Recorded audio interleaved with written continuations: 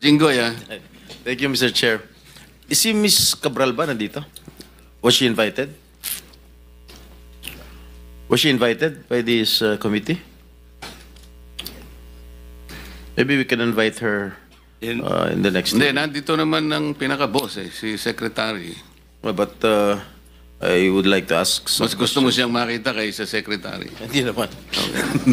Anyway, Mr. Secretary, wag na tayo magpaligoy-ligoy pa. Kung hindi pa binulgar ni Pangulong Marcos ito mga anomalya na nangyari dito sa mga flood control projects, hindi niyo ba iimbestigan to? Kailangan pa umabot ng Senado para imbestigahan ito dahil binulgar ni Pangulong Marcos ang mga di umano yung mga anomalya tungkol sa mga flood control projects. Hindi naman po siguro, I think, Your Honor, I think this is a routine process naman ng department that every project that we complete must have to undergo a quick, it has to undergo a validation audit before we fully pay the contract amount, Your Honor. So meron yung quick quality assurance unit, may audit team na dapat umiikot parati, Your Honor, before we pay the final payment for this project, Your Honor. Are all these contractors qualified?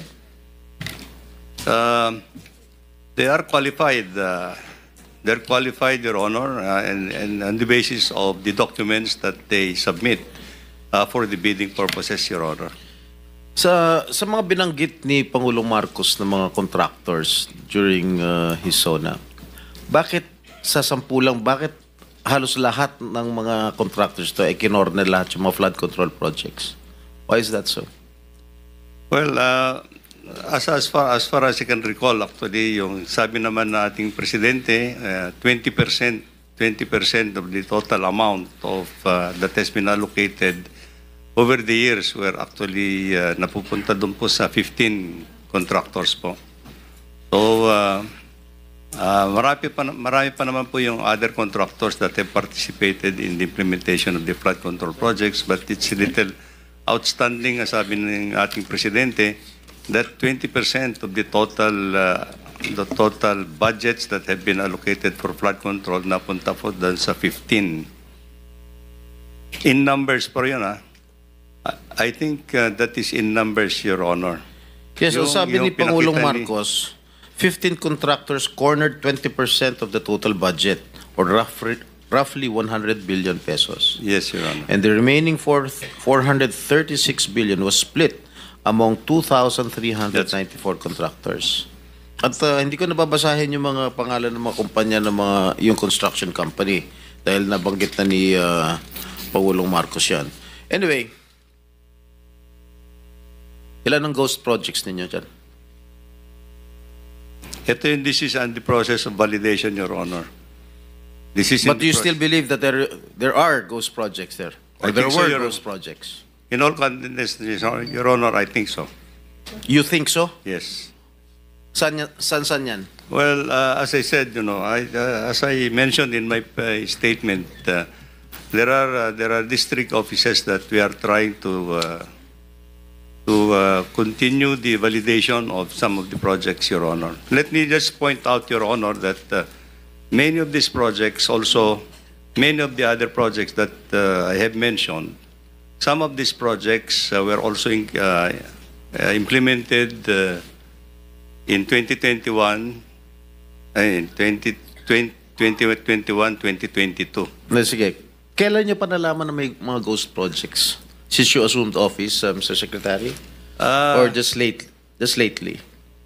Just lately, Your Honor, and unfortunately. So ibig sabihin, when did you assume as Secretary when President Marcos appointed you in 2022? Yes, all right. Your Honor. So you believe in 2022, 2023, 2024, walang ghost project?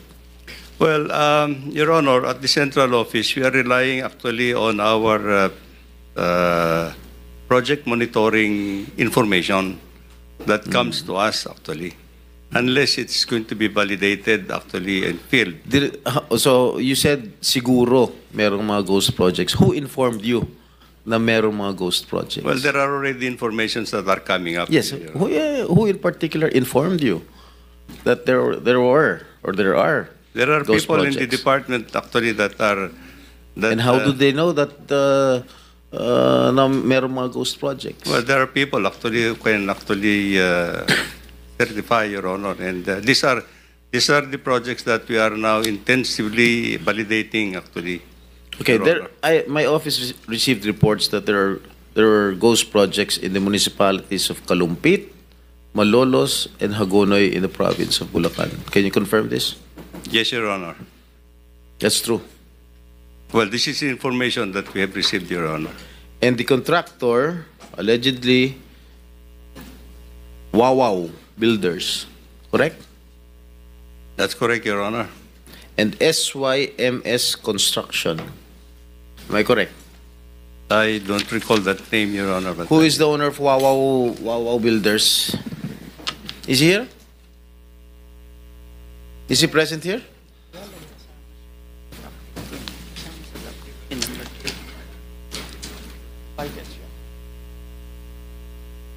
Senator Jinggoy was invited but walang reply as of now. May I know who is the legitimate owner of this construction company? Mark Alan Arevalo. Alan Arevalo. All right. I think the committee already will issue a subpoena. All right. So, sa aking palagay, itong mga ghost projects na nabulgar na ngayon, siguro inaayos na nila. Tama? Para hindi malata na ghost. And I don't think that they will have that capability anymore, Your Honor, because I think if these were ghost projects in the first place, they would not have delivered the time actually to do anything at this point in time.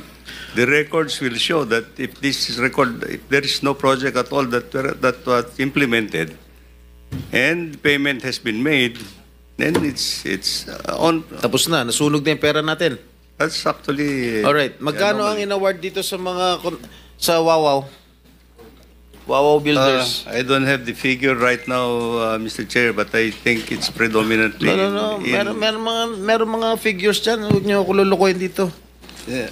Labas niyo kung magkano yung in-award nito sa Wawaw Builders. Mga ghost projects. We'll wait for it.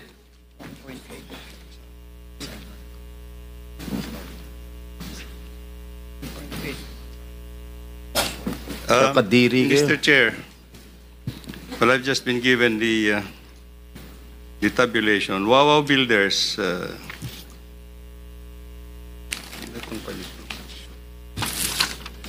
Wawaw Builders.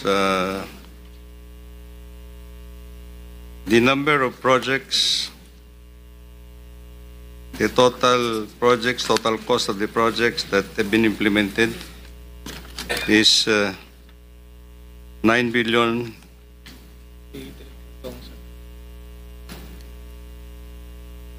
$9 million or 9 billion? 9 billion all over the country, Mr. Chair. But let me just point out, in Bulacan alone, Wawaw Builders had 85 projects amounting to 5,971,811,000. In Bulacan alone. What about the three municipalities that I've mentioned? Kalumpit, Hagonoy, and what is this? Malolos.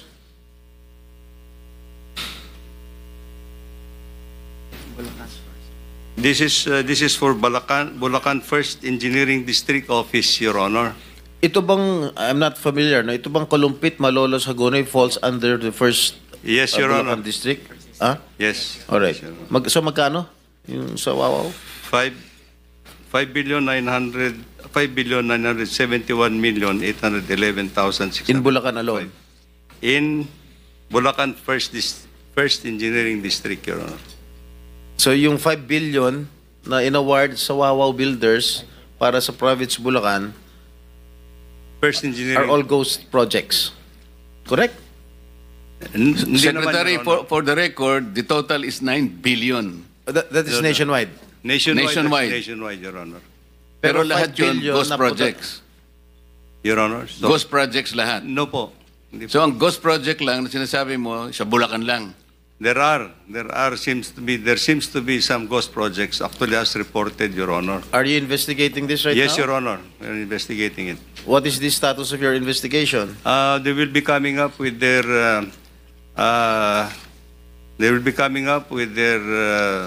financial and physical report in 1 week's time, Your Honor, to my office. Mr. Chairman, with the permission of Senator Jingo Estrada, Yes. it's connected to his question. Yes, Senator Soto, please. You are an executive How did Wawa ex officio Builders, official, right? how did Wawa Builders get